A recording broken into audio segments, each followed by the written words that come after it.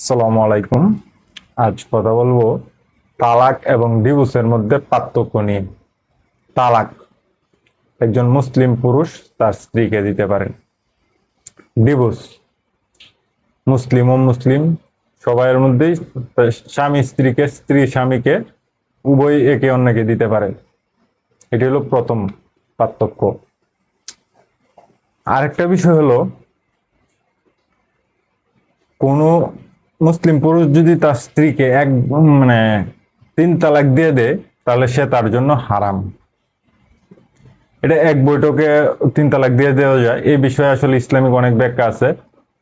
উমর রায়সাল্লামের খেলাফতের আগ পর্যন্ত আসলে এক বৈঠকে 3 তালাক বলাকে 1 তালাক ধরা হতো, কিন্তু উমর রায়সাল্লামের খেলাফতের 2 বছর পর উনি যখন দেখলেন যে এটির অপব্যবহার হচ্ছে বেশি, তখন তিনি আসলে একটি নিয়ম বা একটি নতুন আইন বা নিয়ম জারি করে দেন যে 1 তালাকে বলা, এক বৈঠকে 3 তালাক বললে সেটি 3 তালাকই হয়ে যাবে।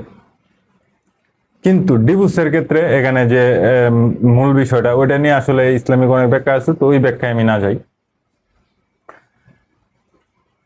ডিভোর্স একজন স্বামী তার স্ত্রীকে বা স্ত্রী তার স্বামীকে প্রথমবার ডিভোর্স দেওয়ার পর পুনরায় আবার বিয়ে করতে পারেন।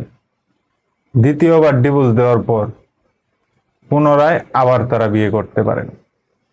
তৃতীয়বার দেওয়ার পর আর করার সুযোগ নেই, কারণ একবার ডিভোর্স দিলে সেটাকে 1 তালাক ধরা হয়, 2বার ডিভোর্স দিলে 2 তালাক, কিন্তু 3বার দিলে সেটা 3 তালাক।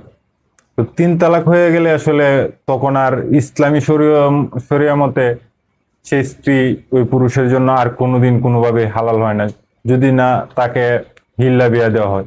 হিল্লা বিয়া নিয়েও আবার আরেকটা নীতি আছে। হিল্লা বিয়া আমরা আসলে সাজানো ভাবে নাটক করে হিল্লা বিয়া দিলে হবে না।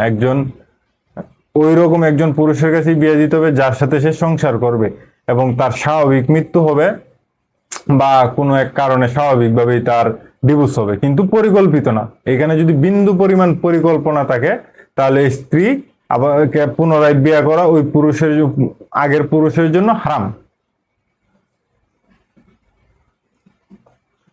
তো অনেকেই দেখি যে ডিভোর্স দেন, মনে করেন যে তালাক হয়ে গেছে, কিন্তু আসলে না। তালাক এক জিনিস, ডিভোর্স আরেক জিনিস। আশা করি সকলেই বুঝতে পারছেন। আসসালামু আলাইকুম।